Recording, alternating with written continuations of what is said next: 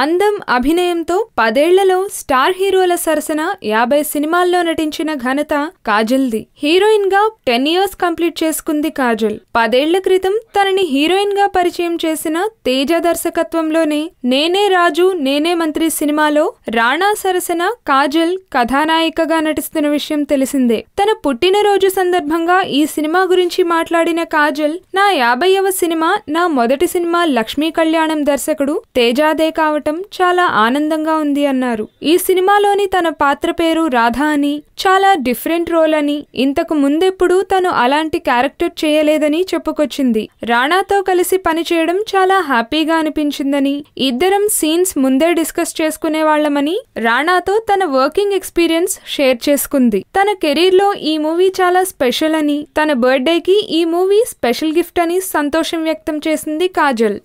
ఈ వీడియో మీకు నచ్చినట్లయితే లైక్ చేయండి, షేర్ చేయండి. మరిన్ని అప్డేట్స్ కోసం మా జనహితం టీవీని సబ్స్క్రైబ్ చేయడం మాత్రం మర్చిపోకండి.